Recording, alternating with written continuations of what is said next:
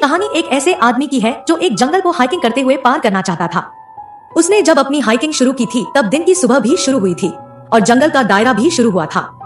वो आदमी खुशी और बेफिक्री में टहलते हुए जंगल के नजारों को देखे आगे बढ़ता जा रहा था। जब रात हुई तब वो आदमी जंगल के उस हिस्से में था जहाँ सालों पहले एक सभ्यता रहा करती थी, पर आज उस सभ्यता की सिर्फ खंडहर हो चुकी कुछ निशानियां ही बाकी बची थी।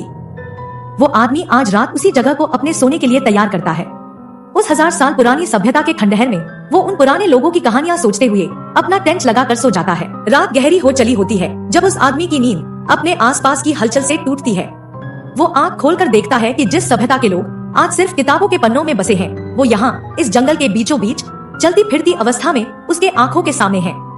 हालांकि वो अपने पूरे शरीर में नहीं थे, बस साए थे जो किसी याद की तरह उस रात उसके सामने चले आए थे। वो आदमी तब वहाँ बैठकर उन लोगों की सालों पुरानी रीतियों को, रहने के तरीके को ध्यान मग्न होकर देखने लगता है।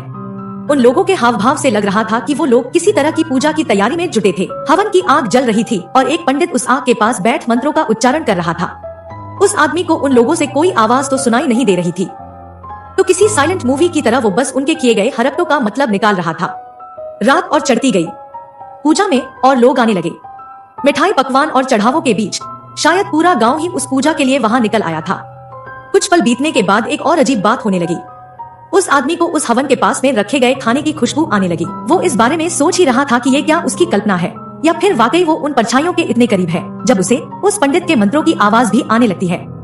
फिर अगले ही पल उसे आभास होता है कि वो सिर्फ उन लोगों को सुन ही नहीं पा रहा था, बल्कि वो लोग भी उसे सुन और देख पा रहे थे।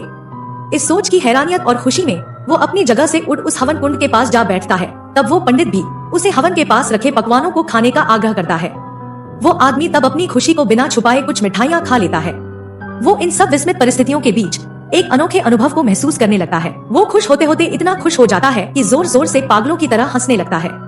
उसकी हंसी पर वहाँ मौजूद बाकी लोग सिर्फ मुस्कुराते भर हैं, पर उस आदमी को खतरा तब भी महसूस नहीं होता। शायद वो मिठाई में मिला नशा था या उसकी अपनी अजीब हरकत वो उसी तरह हंसता हुआ लोगों के द्वारा एक खूबसूरत इमारत के सामने ले जाया गया, जहाँ फिर उसे इशारे से अंदर जाने के लिए कहा गया। वो आदमी तब उसी तरह हंसता हुआ आगे बढ़ उन दरवाजों को खोलता है जिस पर कुछ अजीब निशानियां बनी हुई थी। उस दरवाजे को खोलने पर सिर्फ मशालों से रोशन उस अंधेरे से कमरे के एक सिरे में एक मूर्ति रखी हुई थी, जिसकी शायद वो लोग पूजा करते होंगे। वो आदमी अब भी अपनी उस हंसी को काबू नहीं कर पा रहा था, पर फिर वो कमरे में रखी उस मूर्ति को पास से जाकर देखने लगता है और तब उस मूर्ति की आंखें अचानक लाल रंग से चमकने लगती हैं। इसके बाद कहना मुनासिब ही होगा कि वो आदमी कभी उस जंगल को पार नहीं कर पाया, पर कोई सपने में भी नहीं सोच सकता कि उस पुरानी सभ्यता के खंडहरों में एक ऐसा शैतान छुपा हुआ है जिसकी पूजा उस सभ्यता के लोग अपने मरने के हजारों साल बाद आज भी करते हैं।